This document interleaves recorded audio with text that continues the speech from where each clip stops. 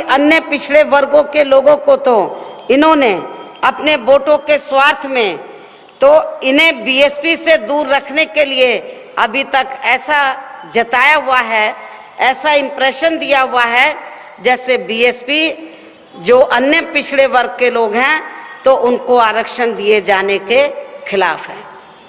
इस किस्म का इंप्रेशन विरोधी पार्टियों ने और खासकर बीजेपी ने बीएसपी के बारे में दिया हुआ है, जबकि वास्तव में इन वर्गों की यानी कि जो अन्य पिछड़े वर्ग के लोग हैं इनकी मंडल कमीशन की रिपोर्ट को लागू करवाने में यहाँ अहम भूमिका बहुजन समाज पार्टी की ही रही है, जिसके लिए बीएसपी को काफी कड़ा संघर्ष भी करना पड़ा है।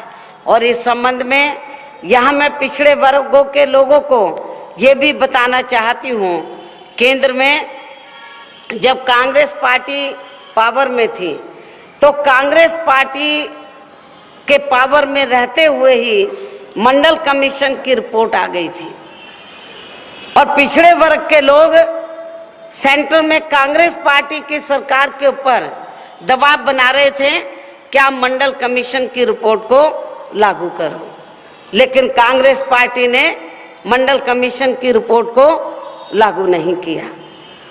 कांग्रेस पार्टी ने अपनी हीन व जातिवादी मानसिकता के तहत चलकर मंडल कमीशन की रिपोर्ट को लागू नहीं किया। और लेकिन फिर क्या हुआ, हमारी पार्टी बन चुकी थी, फिर हमारी पार्टी को ही मंडल कमीशन की रिपोर्ट को लागू करवाने के लिए तो पूरे देश भर में फिर कांग्रेस पार्टी के खिलाफ उस समय काफी कड़ा संघर्ष किया हमारी पार्टी ने, क्योंकि मंडल कमीशन की रिपोर्ट कांग्रेस पार्टी की हुकूमत में आ गई थी, सेंटर में कांग्रेस पावर में थी, लेकिन कांग्रेस ने मंडल कमीशन की रिपोर्ट को लागू नहीं किया। फिर हमारी पार्टी ने तो मंडल कमीशन की रिपोर्ट को लागू कराने के लिए पूरे देश भर में जबरदस्त संघर्ष किया। और इतना ही नहीं, मंडल कमीशन की रिपोर्ट को लागू कराने के लिए फिर हमारी पार्टी ने तो दिल्ली देश की राजधानी है, लगभग 6 महीने हमारी पार्टी ने बोट क्लब पर धरना प्रदर्शन किया था मंडल कमीशन की रिपोर्ट को लागू कराने के लिए, पूरे देश भर में संघर्ष किया। लेकिन कांग्रेस पार्टी ने फिर भी मंडल कमीशन की रिपोर्ट को लागू नहीं किया, जिसका आगे चलकर फिर नतीजा ये हुआ कि देश में सन 1989 में लोकसभा के हुए आम चुनाव में फिर कांग्रेस पार्टी सत्ता से बाहर हो गई थी और इसके स्थान पर फिर जनता दल के नेता श्री बीपी सिंह के नेतृत्व में केंद्र की सरकार बन गई थी, जिसको उस समय जनता दल के साथ मिलकर चुनाव लड़ने वाली भारतीय जनता पार्टी ने भी बाहर से अपना समर्थन दिया हुआ था। और उस दौरान 1989 में जब श्री बीपी सिंह के नेतृत्व में सेंटर की गवर्नमेंट बनी, बीपी सिंह देश के प्रधानमंत्री बने, उस समय भारतीय जनता पार्टी अन्य और भी पार्टियां थी जिन्होंने जनता दल के साथ मिलकर लोकसभा का आम चुनाव लड़ा और बीजेपी सरकार में तो शामिल नहीं हुई थी, लेकिन बाहर से समर्थन जनता दल को दिया हुआ था। और 1989 में तो उस दौरान हमारी पार्टी के लोकसभा में पहली बार 3 मेंबर पार्लियामेंट चुनकर आए थे। 14 अप्रैल 1984 को पार्टी का गठन किया गया था और 1989 में जब लोकसभा का आम चुनाव हुआ तो हमारे 3 मेंबर पार्लियामेंट चुनकर आए थे, जिसमें मैं खुद भी मेंबर पार्लियामेंट बनी थी उत्तर प्रदेश की बिजनौर लोकसभा की सीट से।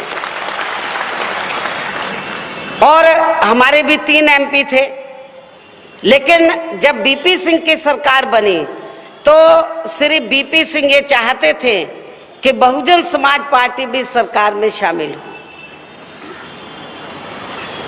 या तो शामिल हो जाए या बाहर से समर्थन दे दे। श्री बीपी सिंह ने हमसे बात किया तो हमने श्री बीपी सिंह को यही कहा कि हम आपकी सरकार में तो शामिल नहीं होंगे, लेकिन हमारी 2 शर्तें हैं। यदि आप हमारी 2 शर्तों को मान लेते हैं तो फिर हमारी पार्टी आपको बाहर से समर्थन देने के लिए तैयार हो जाएगी। तो उन्होंने बोला ठीक है, आप बाहर से ही दे दो समर्थन। तो हमने, हमारी 2 शर्तें क्या थी? पहली शर्त ये थी, हमने श्री बीपी सिंह को ये कहा कि बाबा साहब डॉक्टर अंबेडकर के अनुयायी पूरे देश भर में तो बरसों से वो संघर्ष कर रहे हैं कि बाबा साहब डॉक्टर अंबेडकर को भारत रत्न की उपाधि से सम्मानित किया जाए। और लंबे अरसे तक कांग्रेस पार्टी सेंटर में पावर में रही है, लेकिन कांग्रेस पार्टी ने बाबा साहब डॉक्टर अंबेडकर को भारत रत्न की उपाधि से सम्मानित नहीं किया है। तो हमारी पार्टी ये चाहती है कि आप बाबा साहब डॉक्टर अंबेडकर को भारत रत्न की उपाधि से सम्मानित करें। पहली शर्त ये थी। दूसरी शर्त ये थी कि सेंटर में कांग्रेस पार्टी की हुकूमत के दौरान ही मंडल कमीशन की रिपोर्ट आ गई, लेकिन कांग्रेस ने उसे लागू नहीं किया। तो हमारी पार्टी ये चाहती है कि मंडल कमीशन की रिपोर्ट को लागू किया जाए। ये 2 शर्तें थी। और अच्छी बात ये रही कि श्री बीपी सिंह ने हमारी दोनों शर्तों को मान लिया। बाबा साहब डॉक्टर अंबेडकर को भारत रत्न की उपाधि से सम्मानित किया और मंडल कमीशन की रिपोर्ट को भी लागू कर दिया। लेकिन इस सरकार को बाहर से समर्थन दे रही भारतीय जनता पार्टी को उस समय ये अच्छा नहीं लगा। ना बाबा साहब को भारत रत्न की उपाधि देना उनको अच्छा लगा, ना मंडल कमीशन की रिपोर्ट लागू करना अच्छा नहीं लगा। और उस समय भारतीय जनता पार्टी ने इसका विरोध किया, मंडल कमीशन की रिपोर्ट का। और पूरे देश भर में मंडल कमीशन की रिपोर्ट को जो जब लागू हुई, इसके खिलाफ धरना प्रदर्शन भारतीय जनता पार्टी ने किया। और इतना ही नहीं, और भारतीय जनता पार्टी ने फिर श्री बीपी सिंह की समय से पहले ही इन्हीं दोनों मुद्दों के ऊपर इनकी सरकार गिरा दी थी। समय से पहले ही फिर बीपी सिंह की सरकार गिर गई थी। लेकिन अब केंद्र में वर्तमान बीजेपी की सरकार इन वर्गों के, यानी कि ओबीसी वर्गों के वोटों के स्वार्थ में आए दिन या किस्म किस्म के नाटक करती रहती है। और इस संदर्भ में ताजा उदाहरण ये है कि अब जब केंद्र में बीजेपी की सरकार को बने हुए लगभग 3 वर्षों से भी ज्यादा समय हो चुका है, तो अब इनको यहाँ अचानक पिछड़े वर्ग के हित में पिछड़ा वर्ग आयोग को संवैधानिक दर्जा देने की याद आ गई है। इसके साथ ही अब इन वर्गों की 2 कैटेगरी बनाने के लिए आयोग गठित करने की भी इनको याद आ गई है। और ये सब केवल इनका अपना राजनीतिक स्वार्थ व हथकंडा ही है, इसके सिवाय कुछ नहीं है।